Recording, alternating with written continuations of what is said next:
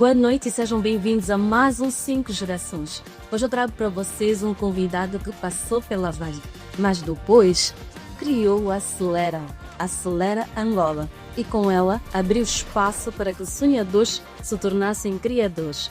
Vamos conhecer e ouvir a sua história. José Carlos dos Santos. Boa noite e bem-vindo aqui ao nosso podcast. Muito obrigado. Conte-nos um bocadinho sobre a sua história, tá? Muito obrigado. E fique à vontade. Obrigado. Quem é o José Carlos dos Santos antes ou quando tiramos os títulos? Devo dizer que sou um jovem na transição, né?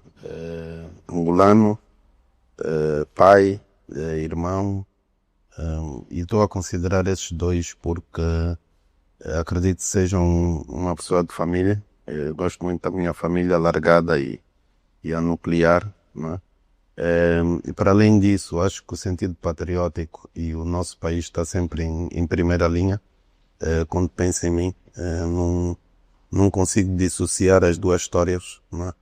E dizer uma pessoa humilde, transparente, que gosta de criar, gosta de conversar, entender fenómenos, entender a vida em si.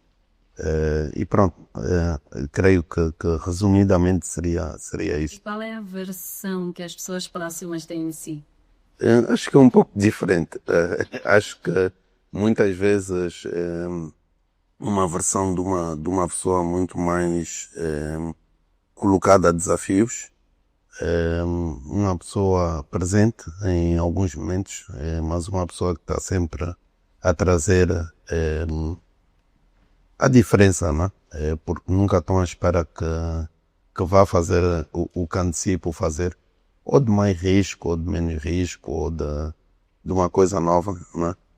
Principalmente pela faceta que dizia de ter muitos homens ou muitas coisas dentro de mim, ou paixões. Diria que todas essas facetas depois combinam para essa identidade, não é? Que eu me revejo, mas eu consigo caracterizar-me muito mal. Eu prefiro sempre que as pessoas o façam do que eu ter uma característica própria, até porque eu acho que uma particularidade em mim, eu ouvia isso e li isso, ouvi de pessoas e li novamente, é que todo mundo acha que eu não sou uma pessoa diferente no trabalho, na vida familiar, para amigos. Acabo por ser uma pessoa muito transparente nesse sentido, porque sou muito previsível, o que não é comum, noto. O que não me diz muito. E Alceu, antes de nós começarmos o programa, disse que cresceu em Angola, teve uma fase da sua infância que passou pelos Estados Unidos, e eu vi também um bocadinho, às vezes, as pesquisas, passou também pela África do Sul. Certo. Que marcas estes países deixaram? Eu acho que qualquer um deles, é só agora muito mais longe na vida que eu começo a analisar que influências é que esses países tiveram em mim. Mas acho que numa lógica de até a base, não é? A forma como o ensino é orientado, como as oportunidades são orientadas, o risco ou não, a potência do risco ou não. Obviamente que tanto os Estados Unidos como a África do Sul, sem desprimor do nosso, são economias muito mais avançadas. São sistemas de ensino muito mais antigos, né, que permitem não só desafiar o estudante, mas abrir um leque de oportunidades que infelizmente nós ainda não temos cá, não é? Que eu gostaria muito que tivéssemos, não para mim em particular, mas criar para outros, porque a mim preocupa-me, não gosto de ver nem números, nem ler, nem sentir que há crianças fora do ensino, que eu não estou a fazer o meu papel na educação da próxima geração, e não tem que ser os meus filhos em particular, mas estou a falar de crianças angolanas. Não gosto de ver miséria de todo.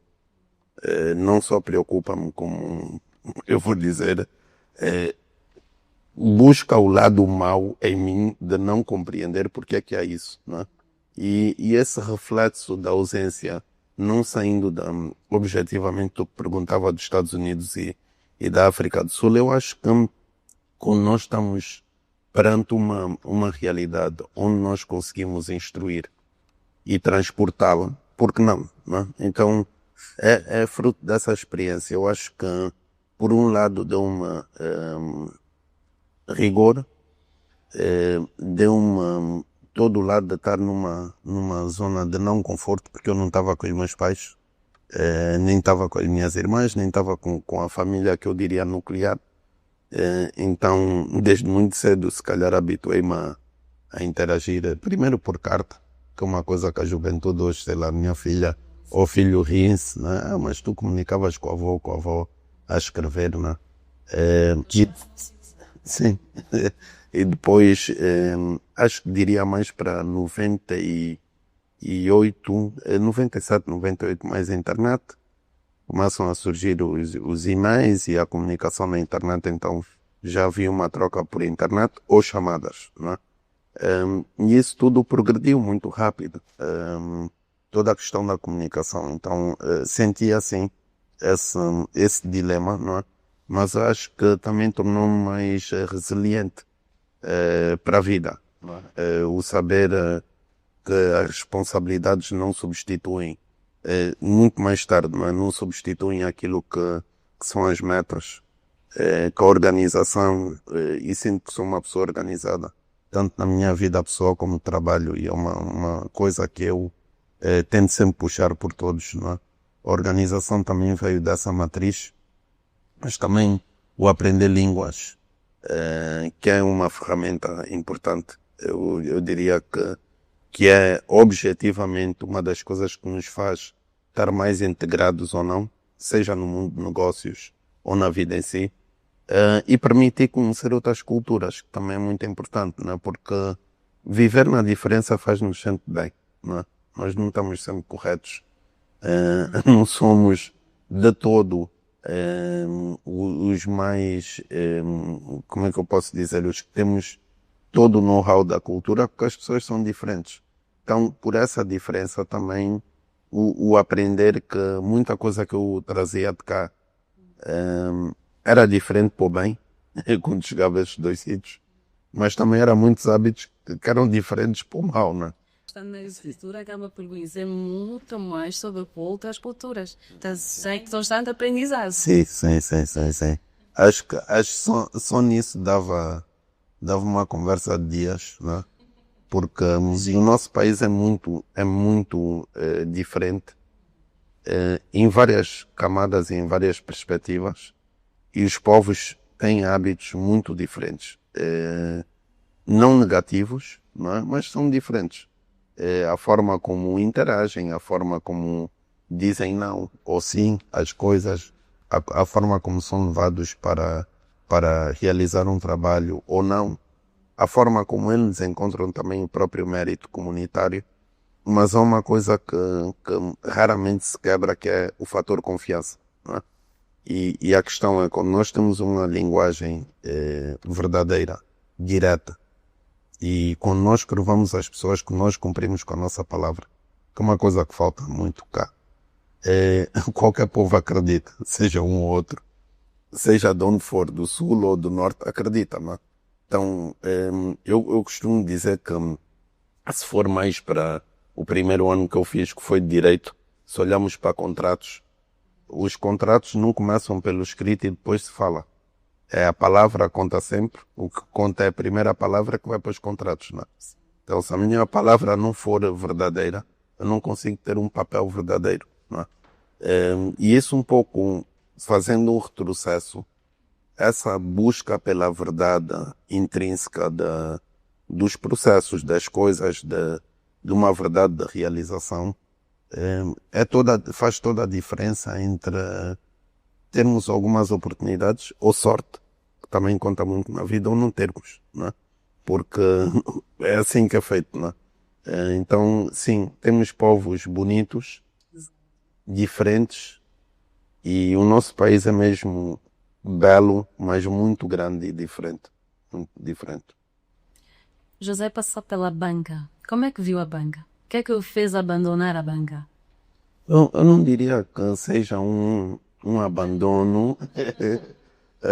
Não é tanto um abandono. Eu diria que foi uma etapa de escolha. porque tinha outros sonhos e queria fazer outras coisas que já vinham de trás. Não que tivesse completamente desenhado, até porque eu acho que eu gostava do que fazia, muito. Aprendi muito, foi um bom percurso profissional. Quanto tempo teve na banca? Durante 10 anos, quase 10 anos. Acredito que muitas habilidades que consegui depois para a minha carreira e para a vida e o que faço hoje também vieram de lideranças e de colegas e de pessoas que influenciaram muito este percurso. Depois aprender, no fundo, como é que o mercado funcionava. O mercado, digo, colocando mesmo especificamente para Angola. E depois podemos ir ao mais granular, podemos dizer Luanda. Então trabalhava com clientes, maioritariamente do lado empresarial, e a conhecer, não é? Saber porque é que importamos muito, porque é que as pessoas pedem crédito para erguer ou para promover o seu próprio negócio, porque é que o crédito não dá certo, porque é que dá certo, porque é que o dinheiro é importante, porque é que as pessoas compram mais uma coisa do que outra. Então hábitos e caracterizar isso parece muito profundo, mas nós fazíamos um exercício. É engraçado discutir isso aos finais da tarde entre colegas, que era tentar chegar a essas conclusões muitas vezes quando nós estávamos a analisar a situação A ou B, não é? E esse percurso acho que traz quem esteja corretamente inserido dentro da banca, traz todo um background que eu acho que poucas indústrias ou poucos setores podem agregar, não é? Eu não me sinto fora, eu acho que é uma parte crucial de tudo o que nós queríamos constituir enquanto economia a funcionar bem. Há muita crítica, sim, mas se nós olharmos para o sistema como um todo, houve uma evolução grande, né? Serviços de produtos, de capilaridade, do serviço chegar, é incrível como a adoção hoje, por causa das tecnologias, é mais rápida, né? Falar às pessoas, olha, eu preciso de fazer essa transação para pagar determinado serviço e dizer não, faz como o Express com o número de telefone. Quer dizer, quando começamos, era muito mais rudimentar. Os sistemas eram muito mais arcaicos, não é? Sim. São mais aplicativos. Sim. E quando dizer sistema, né? Era sempre a cabra de sistema. O sistema era sempre, é tudo, né? Uma avaria no teto, o sistema não está como tudo é sistema, né? Ainda tem um cliente que não acredita quando o sistema supostamente caiu. Sim. Mas fundamentalmente, a banca são serviços, não é? E estes serviços são realizados por pessoas que têm que aprender a servir o outro, não é? E a entender os produtos que determinado banco ou que determinada agência tem para oferecer. E se não houver uma compreensão profunda do produto em si e de prestar um serviço, já começa a correr mal. E isso passa pela educação e depois formação. Acho que é uma combinação dos dois. Só que há tanta pressão dos hábitos do próprio cliente que não alteraram com o tempo. Mas ninguém estudou comportamentalmente porque é que o cliente precisa de determinado ato, determinada forma, que aquele serviço acaba por se degradar e não acrescentar valor, né? Então, por que o cliente vai ao banco? Por que ele não tem confiança no banco? Voltamos à tal questão do banco não passar a confiança que devia passar, porque volta e meia é capaz de dizer ao cliente, não temos dinheiro hoje, mas ele sente que o dinheiro dele está lá depositado, né? Então, seria mais nesse racional de compreensão de quem é o nosso cliente, né? Tentar compreender e adequar o serviço para isso, né? Depois da banca vem o empreendedorismo? Uhum.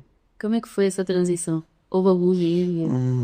Sim, sim e não. Por estar exposto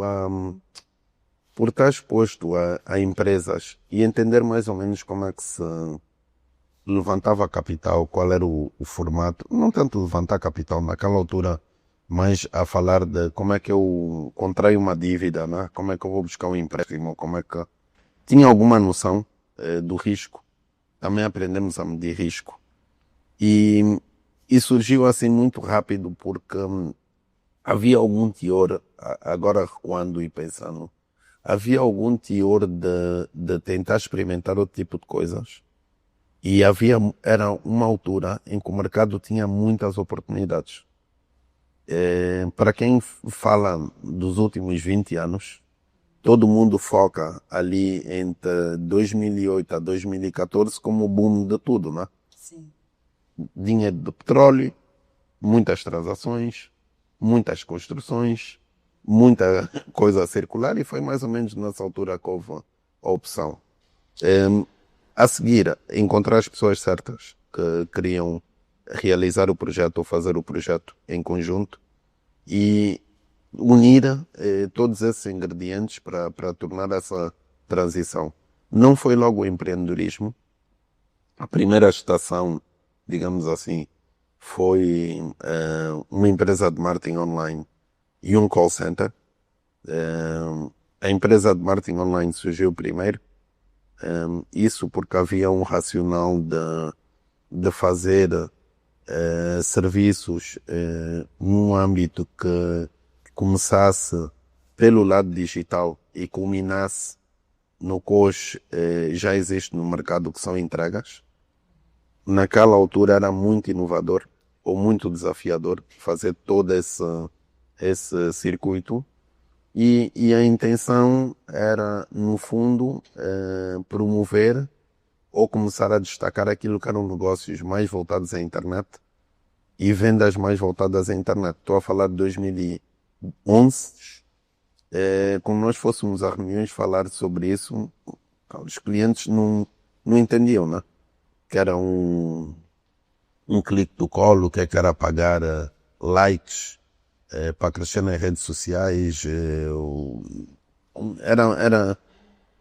Era muito novo, né, para o mercado. Então a agência no fundo era para culminar no call center. O call center foi montado, teve serviços, mas depois falhou, foi por falta de experiência, digamos, de muita coisa que depois posso explicar, mas quando falhou é que surgiu então o Acelera. Certo? Olha, vamos falar também do Acelera Nova. Como é que foi o processo do Acelera Nova? Foi muito rápido porque no fundo nasceu de uma necessidade que hoje está a acontecer, mas noutro formato. Antes era numa necessidade de sobrevivência, hoje é por uma necessidade de crescimento, não é? Então foi diversificar o que nós tínhamos, e essa diversificação surgiu um pouco da necessidade de sair daquela circunstância que era, não estava a correr bem o negócio, já era previsível que estava na UTI, que ia morrer, mais dia menos dia. Não, já tinha começado o call center. Estou a dizer, o call center teve de 2013, montagem de operações, máquinas, tecnologia, preparação de escritório, etc. De 2012, 13, e sobreviveu até 2018, 19. Então não foi uma coisa que morreu logo. Aliás, cresceu. Até chegou a crescer. Depois teve meio com impacto por vários fatores. O primeiro eu diria que era a maturidade da própria equipa. O segundo era uma estrutura muito cara de manter, porque tinha muita tecnologia e era de fora. A determinado momento já não haviam divisas no mercado e eu tinha que transferir para pagar licenças. Mas as licenças eram mais caras do que eu recebia do serviço em si, cá, e tinha que pagar salários e tinha que pagar aquela estrutura que é muito pesada. E não havia assim tanta tecnologia de cloud, nem o que existe hoje, que é muito mais simples montar o mesmo negócio hoje do que era há 10 anos atrás. Tudo evoluiu muito rápido. Aliás, eu imagino o que é montar um call center hoje com AI e com toda a tecnologia que existe hoje, que não tinha antes. Então nós tínhamos um data center que tinha servidores e estava super moderno para a realidade que era, aliás, assim de revelação. Na altura a empresa que fez a montagem só havia um banco que tinha gasto tanto dinheiro em tecnologia e com um data center tão inovador quanto aquele. Eu não sei se é facto ou não. Não sei se a empresa disse isso porque queria que nós gastássemos mais em servidores ou data center, ou se de facto era aquilo, mas sim, era muito moderno. Então montar o serviço em si era complexo, não era uma coisa simples. Não é? Nós chegamos a ter 100 posições, em que se nós estamos a falar de 100 posições em 3 turnos, são 300 pessoas. Eu tinha 32 anos e empregava 300 angolanos, digamos assim, ou quem gosta de encolar os números, 300 famílias, né? Para ficar mais bonito. Dizer que não foram 300 pessoas, mas sim a multiplicar por 5 são 1.500 pessoas que pediam, eu tinha 32. O fator risco, não pensava tanto, mas pensava era que eu tinha que manter o serviço intacto.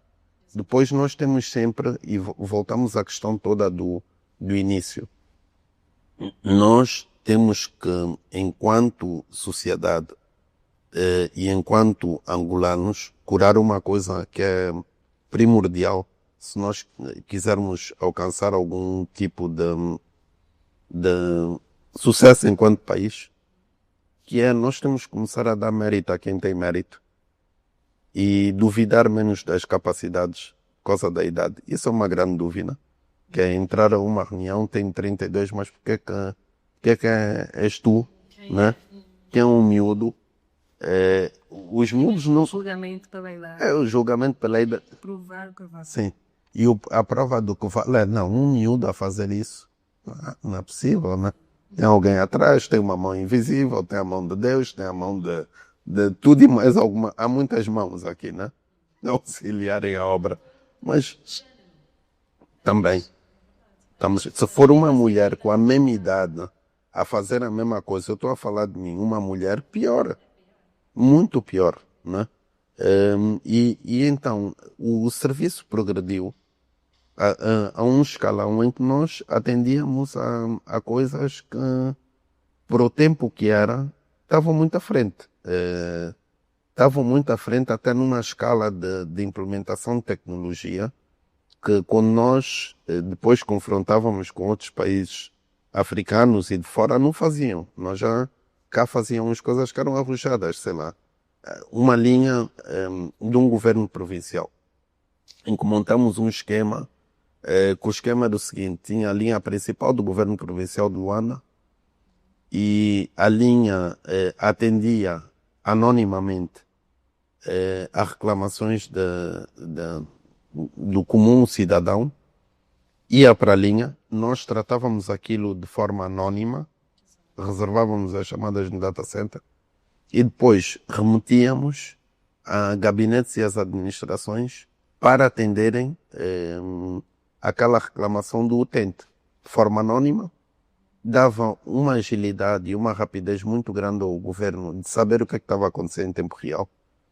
E o mérito todo era que nós víamos a ação política a casar-se com a tecnologia e com o elemento eu quero mesmo ter esse poder de saber o que está a passar ali sem chegar por um relatório. Então nós sabíamos quantos postos de iluminação estavam a falhar na área porque havia um cidadão que ligava e que dizia que alguém não ligou o posto ou o que for, pronto. Num âmbito mais reservado, é um serviço inovador que muita gente hoje pede, que é a proximidade com o Estado, não é? E se nós remetermos isso a vários outros serviços que nós já fazíamos na altura, era arrojado, não é? Pensado por equipas nossas, proposto por equipas nossas, então acho que não foi mau, não foi uma experiência que eu não faria de novo, faria era diferente, não é? Aproveita os erros ou as falhas que aconteceram para melhorar. Claramente. Da banca para call centers, como acaba de dizer, depois startups, agro, turismo, ali. O que é que move o José a saltar sempre Para novos terrenos. Eu diria que é uma procura infinita por realizar coisas que muito voltadas primeiro para desmistificar alguns setores ou pegar em alguns setores que eu vejo uma forte oportunidade de crescimento e de transformação, com um forte impacto não só social, por exemplo, no caso do turismo, tem um forte impacto social, como na agricultura também, não é? Como de poder engajar pessoas e depois são setores que, de uma ponta a outra na agricultura, o grau de complexidade eleva-nos a estudar, aprimorar, aprender um sem fim de vezes, não é? E eu acho que é muito por essa pesquisa e por essa necessidade de continuar a aprender e a dominar coisas diferentes que levam a esses setores. Por outro lado, dentro da matriz daquilo que era o Acelera, nós trabalhamos com startups e trabalhamos com empresas.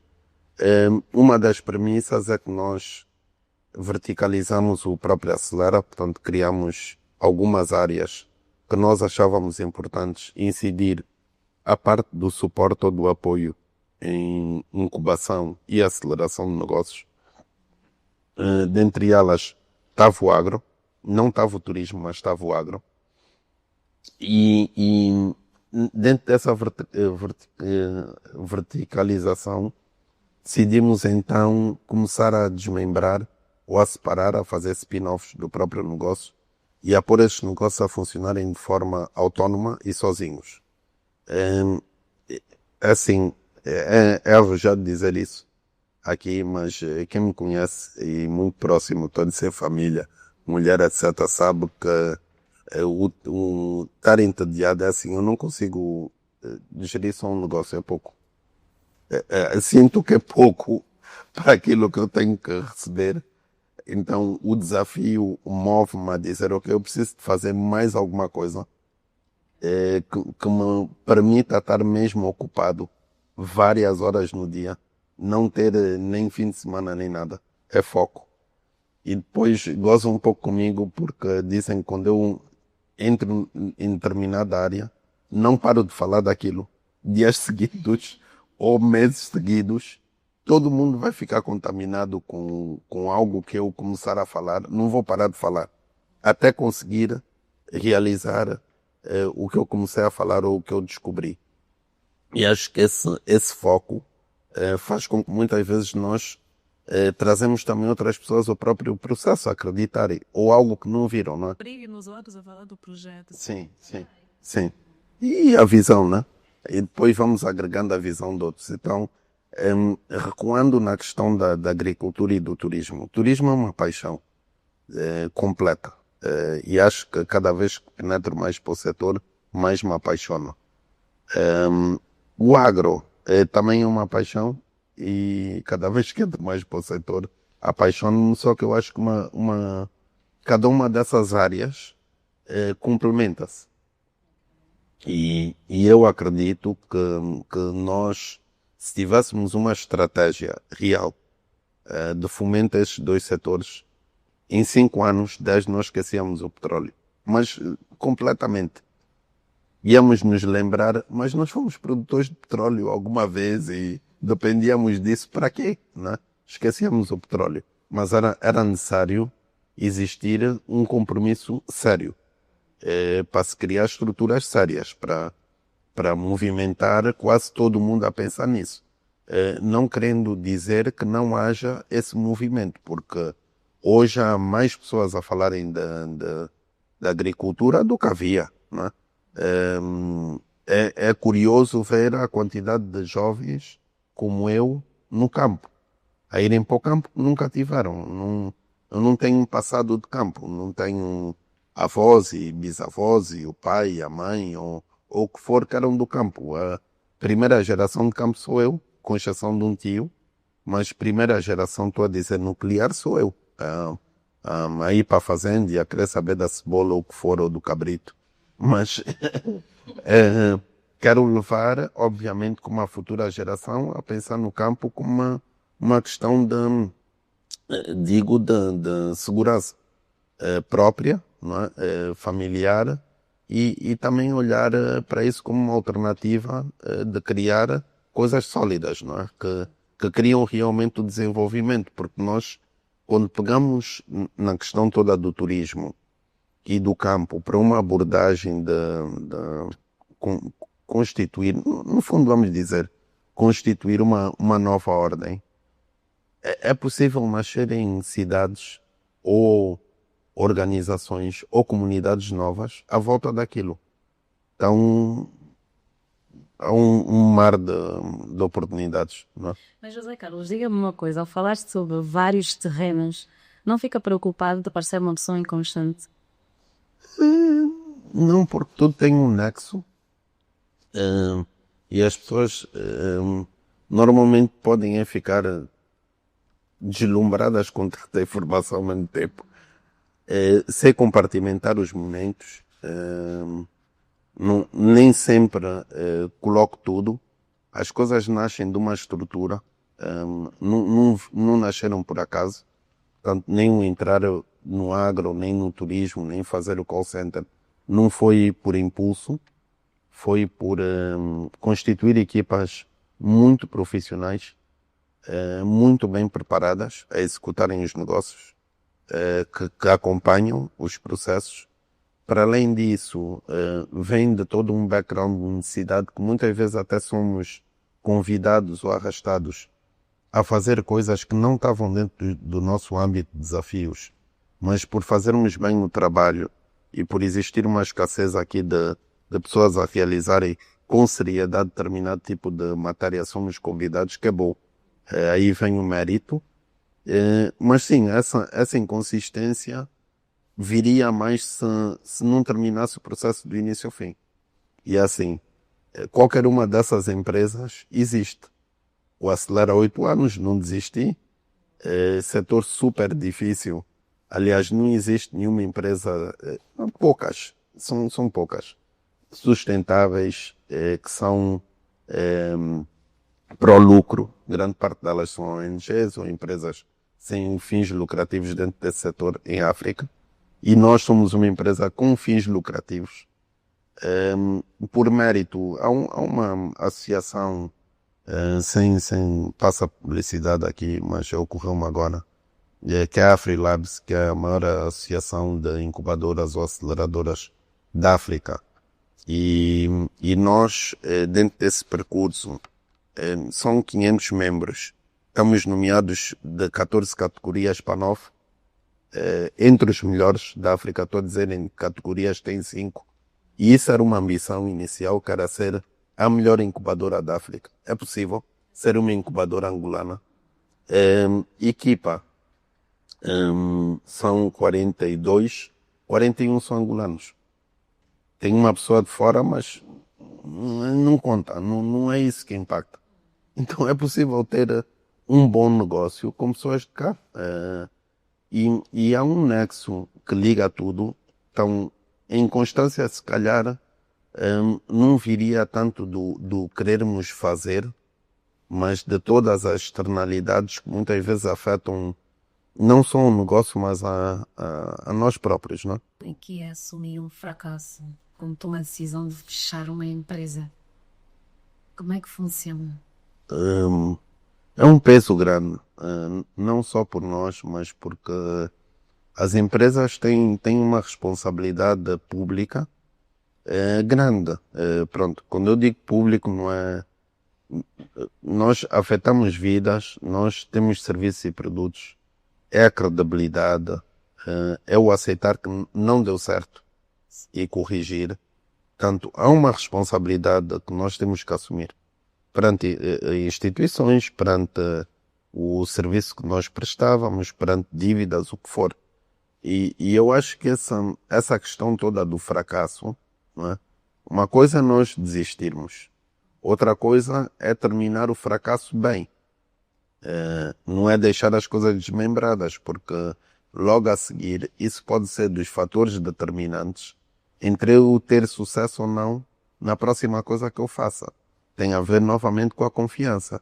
Então, assumir fracassos sim, fracassar também, mas realizar coisas que estejam dentro daquilo que é o aceitável de princípios, de valores, não é? Mesmo com um fracasso, porque um produto não dá certo, isso é a história, não é?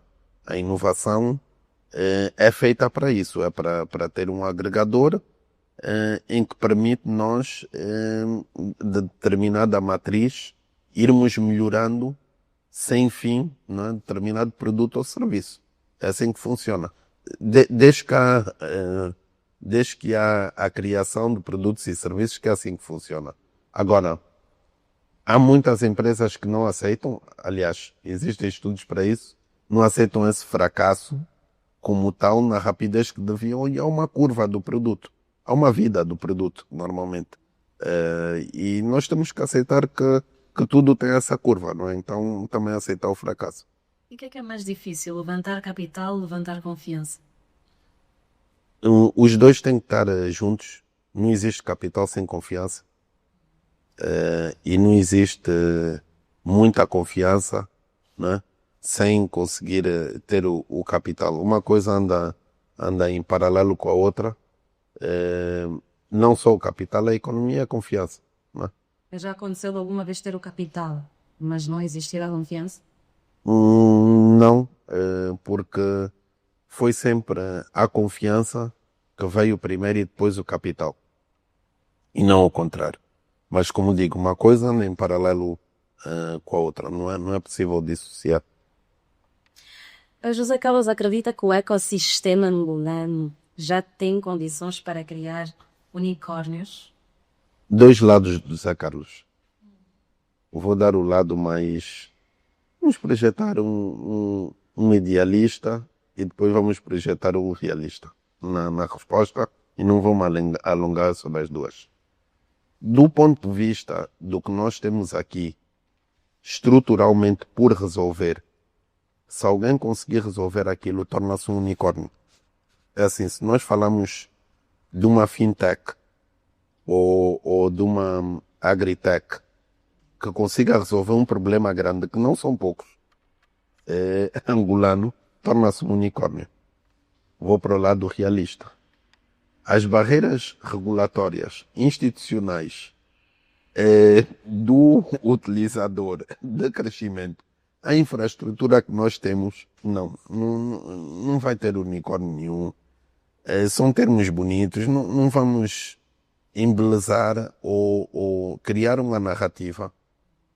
O sucesso da nossa economia é por ter startups que vão ser unicórnios. Sim, por um lado vai ser importante, é uma marca, nós conseguirmos ter um unicórnio angolano. Vai ser um marco, vai ser efetivamente uma mensagem que nós vamos estar a mandar para todo mundo que, olha, aquele jovenzinho com uma startup digital que começou aqui, que não havia tudo isso e tornou-se uma empresa de 1.000 milhões e está aqui em Angola, é um sinal para o mundo inteiro. Extremamente difícil quem conseguir essa proeza já, não estou a dizer no futuro, mas já, todo o mérito do mundo. E por outro lado, é muito mais difícil porque ele teria que ter todos esses ingredientes cá, a partir de cá, não é? A partir de cá, porque depois há várias maneiras desse unicórnio ser angolano mesma e de não estar a resolver só um problema de Angola ou começar por cá, que é outro aspecto, que é nós podemos ter o fundador angolano, a ideia partiu de cá, mas foi resolver um problema, imaginemos, na Índia, mas a empresa está sediada nos Estados Unidos, numa região qualquer que permita ter a empresa, mas não deixa de ter o fundador e a ideia angolana, que expandiu para o mundo inteiro e que é um unicórnio. Então há várias premissas para isso acontecer. Já dei o lado realista, pessimista, e o lado que eu gostaria de ver acontecer, mas mais uma vez não tem assim todos os anos do mundo para ver isso.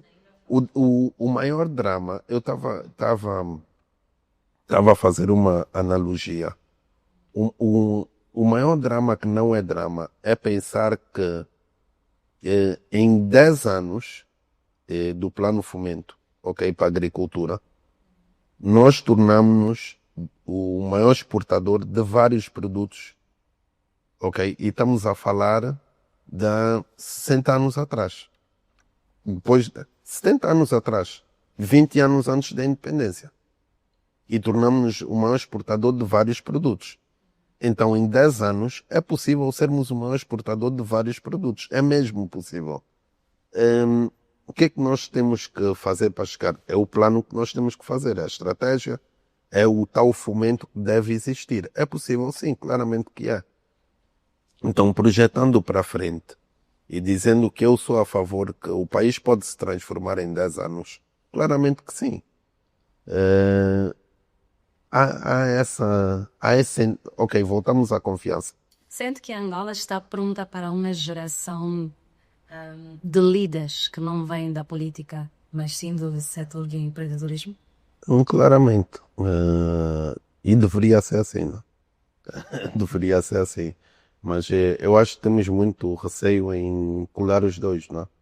E não é uma coisa sem o outro. Então, eu quero o melhor para o meu país. Eu quero que haja uma geração de bons políticos jovens e que haja uma geração de bons empresários jovens. É possível ter os dois. Tem que haver um equilíbrio e as coisas têm que andar. O que eu dizia é que poderiam haver muitos empresários a pular para o setor público, para a política, e podiam haver vários políticos que eram empresários, ou que foram, ou que têm estruturas, sempre num ambiente em que as coisas não colidissem em termos de interesses, não é? Tão visíveis. Para o jogo ter regras. Antes de terminar, vamos fazer uma brincadeira assim muito rápida, até boa, para que as pessoas conheçam o outro lado de José Carlos, pode ser? Pode. Assim, muito rápido, sem pensar muito. Se tivesse que se resumir numa palavra, qual seria?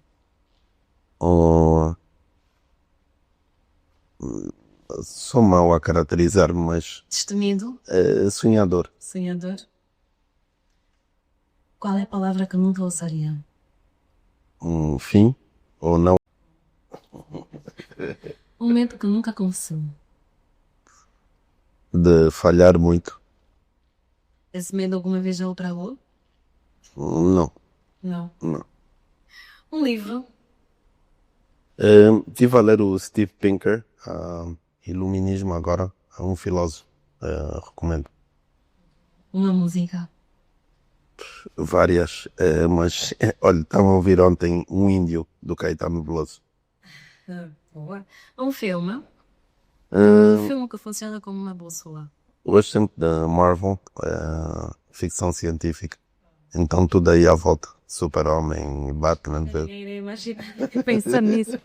Costuma voltar a ir nos momentos difíceis, tipo, voltar a ver o mesmo filme. Sim, sim. Sempre. Sim, segundo Marvel, sim.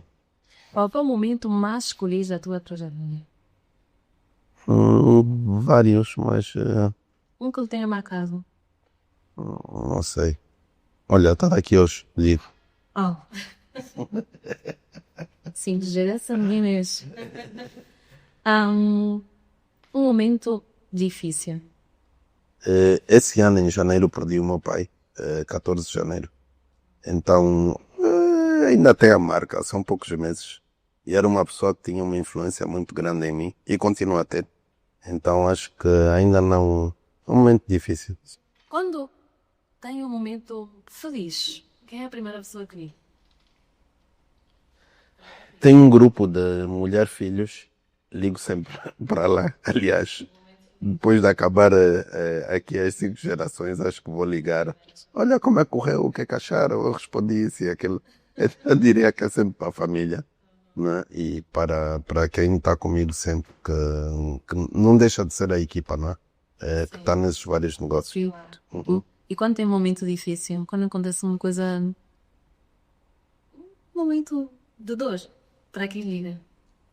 Eu, diferente do que as pessoas pensam, eu fecho-me logo e entro assim numa maratona de reflexão e vou para o campo ou para o mato ou para o meio do nada, refletir primeiro na dor e depois exteriorizar, porque é como eu com os homens, não? Não pode chorar, tem que ser o mais duro, tem que ser o mais esporte.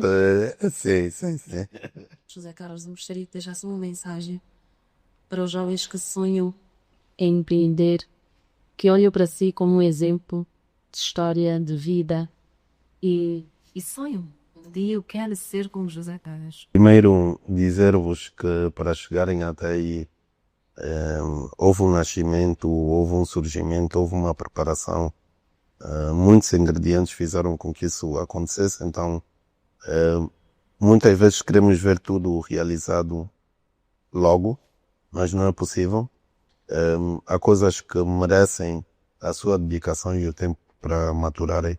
Então é uma questão de numa combinação de paciência com execução rápida, as duas juntas.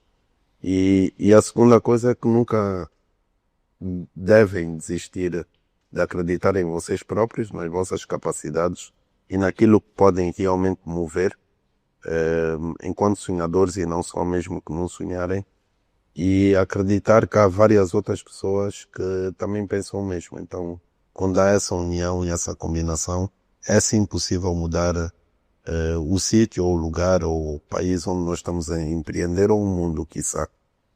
Então não desistam, porque não há tempo nem altura para fazer isso.